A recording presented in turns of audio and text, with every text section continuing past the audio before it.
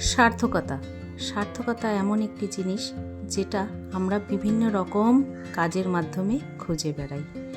নমস্কার, আমি সুমি, ওয়েস্ট বেঙ্গল শিলিগুড়ি থেকে আবার মনের আকাশের আরেক দিনের ব্লগ মানে সোমবারের ব্লগ নিয়ে হাজির হয়ে গেলাম। সোমবারের দিনটি কেমন কি করলাম, কি কাটালাম সেটাই একটু আপনাদের সঙ্গে শেয়ার করছি। আজ সোমবার সকালবেলা ঘুম থেকে উঠেই আগে এই যে ছেলের স্কুলের টিফিন বানাতে শুরু করে দিয়েছি। আজ বেলকনিতে দাঁড়ানোর সময় পাইনি, আজ সোমবার তো রুটি সবজি ওকে টিফিনে বানিয়ে দেব, তার জন্য তোড়জোড় করে তাড়াহুড়ো করে বানিয়ে দিচ্ছি, কেননা লেট হওয়াটা তো উচিত না। আর প্রত্যেক সোমবারই আমরা নিরামিষ খাই, কেননা আমি খুব ছোটোবেলা থেকে আমার যে মাকে দেখেছি, মা শিব পুজো করতেন এবং শিব ভক্ত ছিলেন, তো যে কারণে আমারও শিব পূজা করা। তো আমার ছেলেও এখন দেখি মানে শিব ঠাকুরকে, সেটা ও মানে, তো তার জন্য ও কারো কাছ থেকে টিফিনটা নিয়ে খায় না।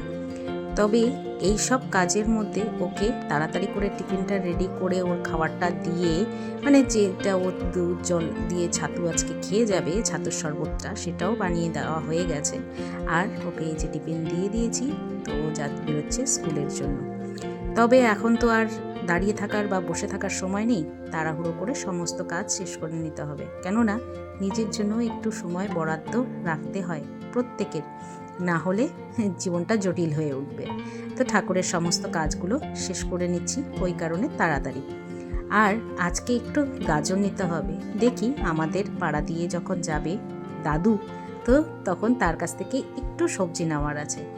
তবে আমি উপর থেকেই ওনাকে ডেকেছি, এই যে দাদু, ইনি একজন বয়স্ক মানুষ, প্রায় 70 ছুঁই, কিন্তু এখনও উনি সবজি ফেরি করে বেড়ায়। ওনার কোনো প্রয়োজন নেই সবজি ফেরি করার, ওনার ছেলেমেয়েরা অনেক বড়, বিয়ে হয়ে গেছে, নাতি নাতনি আছে, তবুও উনি সবজি বিক্রি করে, কেননা উনি এর মধ্যেই নিজের সার্থকতা খুঁজে বেড়ায়। ওই যে বলেছিলাম সার্থকতা, জীবনের সার্থকতাটা অনেক রকম দৃষ্টিভঙ্গিতেই হতে পারে। যেমন কেউ কেউ জব করে, চাকরি করে, তারা সেখানেই নিজেদের সার্থক বলে মনে করে। আবার ঘরের কাজে সার্থকতা আছে, সেটা যারা হাউসওয়াইফ তারা মনে করে। এবার যারা স্পোর্টসে আছে, তারা তাদের খেলা বা যারা খেলে স্পোর্টস পার্সন যে মহিলারা, তারা তাদের মতন সার্থকতা খুঁজে বেড়ায়। তো এইভাবেই তো সার্থকতার মানেটা দাঁড়ায়। তো আমি প্রথমে জব করতাম, সেই জবটা বর্তমানে তো আমি এখন ছেড়ে দিয়েছি। তখন আমি ভাবতাম হয়তো জীবনটা সার্থক, কিন্তু দেখলাম না, জীবনটা তখন সার্থক না, বরং এখনও সার্থকতা আসতে অনেক দেরি আছে। কেননা একটা মাত্র ছেলে, সবে ছোট, তাকে বড় করে মানুষের মতন মানুষ যদি করে তুলতে পারি, তাহলেই আমি নিজের জীবনটাকে সার্থক বলে মনে করব। ঘরের সংসারের কাজ করাটা আমার মা, ঠাকুমা বা দিদিমা, শাশুড়ি, এরা পূর্বপুরুষ ধরে করে আসছে, মানে নারীরা পূর্বপুরুষ ধরেই করে আসছে। তো তারা তো কখনো বাইরে চাকরি সেরকমভাবে করেনি, তো তার জন্য তারা নিজেদের সংসারের মধ্যেই সার্থকতা খুঁজে বেরিয়েছে এবং পেয়েওছে। তো এখন আগে যে সকালবেলায় কাজগুলো সব সেরে চলে যেতাম অফিসে, মানে ওই নিজের ঘরটার পরিষ্কার করা, সব ঘর পরিষ্কার করা, এগুলো কাজ করে অফিসে দৌড়ে দৌড়ে চলে যেতাম। কিন্তু তখন তো একজন হাউস হেল্পার ছিল, ওই হাউস হেল্পার দিদি সমস্ত কাজ, মানে বাকি ঘর মোছা, বাসন মাজা এগুলো করে দিত। কিন্তু এখন যখন আমি বাড়িতে আছি, তাই ভাবি যে ওই অপ্রয়োজনীয় খরচাটা না করাই ভালো। এখন বাড়িতে আছি, বাড়িতে নিজের সংসারের কাজগুলো গুছিয়ে নিজের মতন নিজেই করি। আর সত্যি একটু অসুবিধা হতো, কেননা কোনো কোনো সময় যখন না আসতো, তখন মায়ের উপরে বড্ড চাপ পড়ে যেত, আমি অফিসে থাকতাম যেই কারণে। তো এখন তো আর সেইটার কোনো সমস্যা নেই, আমার অফিস যাওয়াও নেই, তাই আমি আমার মতন ঘরের সমস্ত কাজগুলো করে ফেলি। আর তার মধ্যে থেকে আমি অনেক কিছু ভাবি, যেমন আজকে ভেবেছি সকালবেলায় ঘুম থেকে উঠে সার্থকতা, এইভাবে কি জীবন সার্থক? অবশ্যই এইভাবেই জীবনের সার্থকতা আসবে। তো বাকি যে সময়টা আমি আমার হাতে থাকে, সেই সময়টা আমি যে টুকটাক ভিডিও করে রাখি আর নিজের মনের কথাগুলো সেখানে বলি, আমার ভীষণ ভালো লাগে। এইভাবেই তো কাজকর্মর সাথে কিছু না কিছুর সাথে তো আমি জড়িত আছি, মন খারাপ হওয়ার কোনো চান্সই নেই। তো সময়ের সাথে সাথে সব কিছুই পাল্টায়, আশা করি জীবনটা আরও ভালোভাবে পাল্টাতে থাকবে। এখন সমস্ত কাজ রান্নাবান্না হয়ে গেছে, মা শুয়ে আছে। মার সকালবেলা ভোরবেলা 6টার সময় ওঠে, তো তার জন্য 6টা কেন, মা 5:30 দিকে উঠে যায়, কেননা ওনার এই বয়সে সেরকমভাবে ঘুম হয় না। তাই বলে যে যতদিন আমি পারছি ততদিন আমি রান্নাবান্নাটা করছি, এরপরে যখন আমি পারবো না তখন তো তোকেই করতে হবে, মানে আমাকেই করতে হবে, সেটাই উনি বলে। আগেকার সময়ের মানুষরা আরও অনেক বেশি কাজ করতো, অনেক বেশি পরিশ্রম করতো। আমার মায়ের যেরকম বাড়ি, মানে আমার বাপের বাড়িতে অনেক বড় জায়গা ছিল, সেই জায়গাটাকে অনেক ঝাড় পরিষ্কার করে রাখতে হতো। আমরা যখন বড় হয়েছি তখনই একমাত্র হেল্প করতাম, কিন্তু বাকি সময়টা মা একাই কাজ করতো। কোনোদিনও আমার মাকে ছোট থেকে দেখিনি মা কোথাও বসে কারোর সাথে গল্প করছে, কেননা মার সেরকম সময়ই থাকতো না।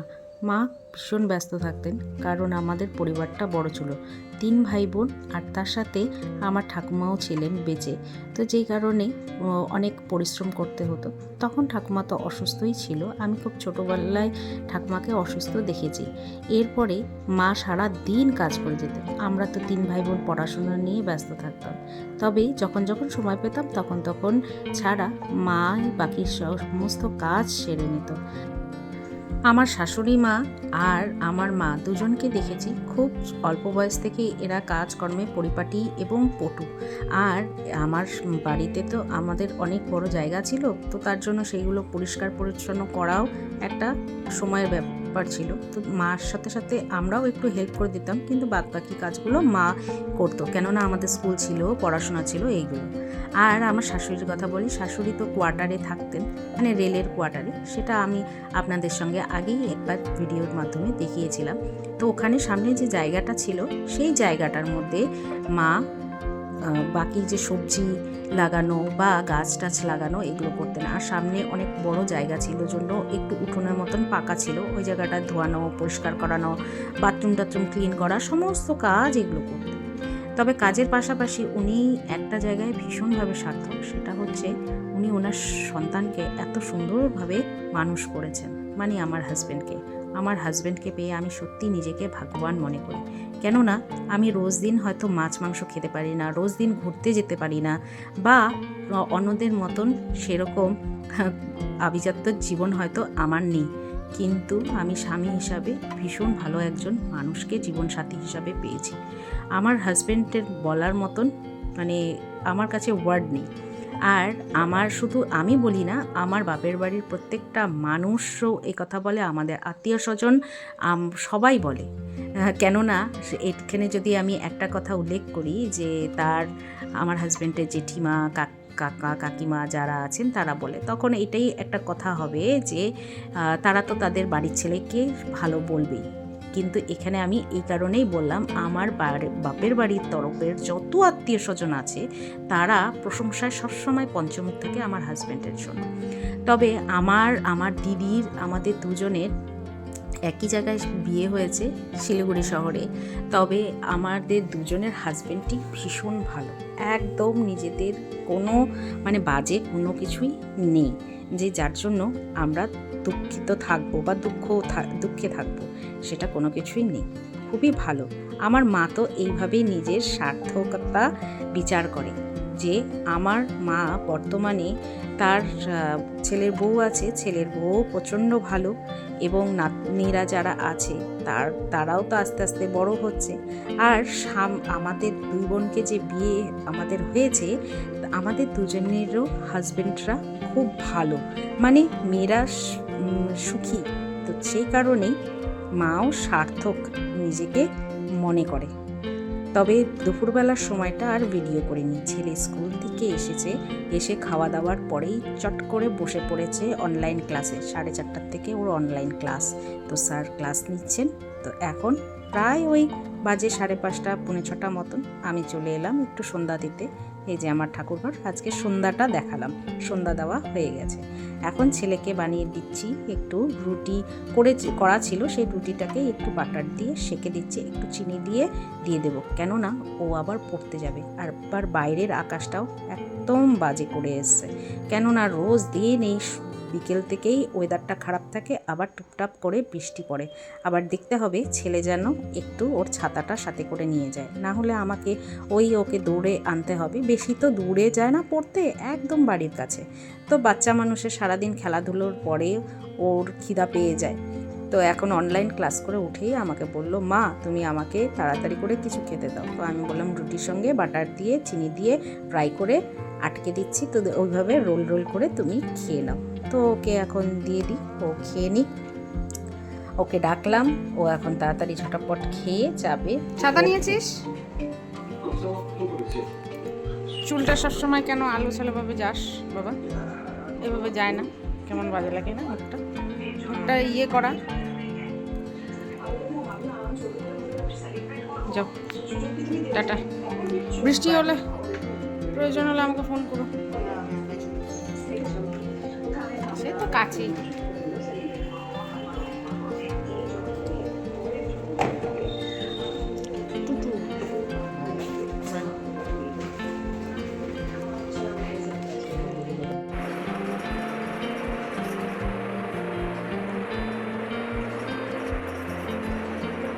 এখন করছিস 11টা বাজে, তোর শোবে না?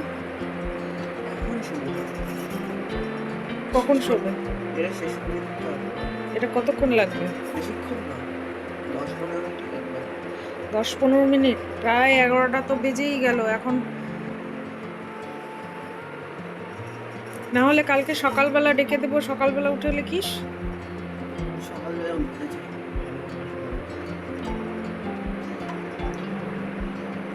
ঘুমটা তো দরকার। 11টা থেকে 8 ঘন্টা দিলে কথা আছে। 7টার সময় উঠে আগে উঠবো। বইপত্রও তো গুছাসনি স্কুলের। বইপত্র গুছাতে 2-3 মিনিটই লাগে।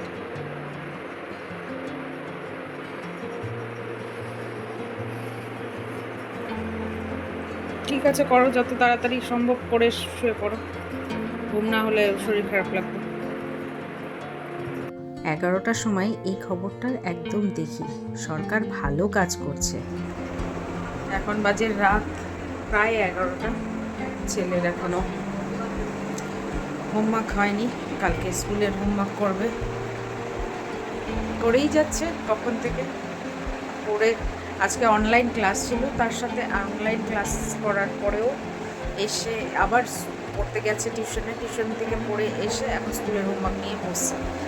আমার তো ঘুম পেয়ে গেছে, আর ভাল লাগছে না। 11টা বাজে, না শুতে পারলে না মানে সকালবেলা উঠতে খুব অসুবিধা হয়ে যায়। 6টা, 5:30, 6টায় তো উঠতে হয়। এই হচ্ছে আমার বাড়ির কাহিনী। রাত্রি 11টা, 11:30টার আগে আমরা কেউই ঘুমাতে পারি না। ছেলে যত বড় হচ্ছে তত পড়াশোনার চাপ পাচ্ছে, আর ওকেও অনেক রাত পর্যন্ত জেগে থাকতে হচ্ছে। আমি আর ওর পাপাও ঘুমাই না, ছেলেটা না ঘুমালে আমরাও ঘুমাতে পারি না, এটাই যা।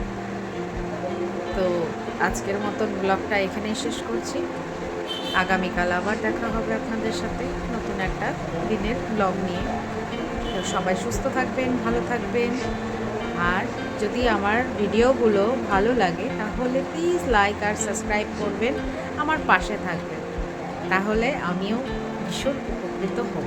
তো আমার তো সব হয়ে গেছে, চুল বাঁধা হয়ে গেছে, শুধু মুখটা ক্লিন করবো, মুখটা ধোবো, ধুয়ে ক্রিম টিম রেখে শুয়ে পড়বো। খুব বাজে দেখাচ্ছে হয়তো, ঠিক আছে, কোনো অসুবিধা নেই। সবাই সুস্থ থাকবেন, ভালো থাকবেন, এটাই কামনা করি।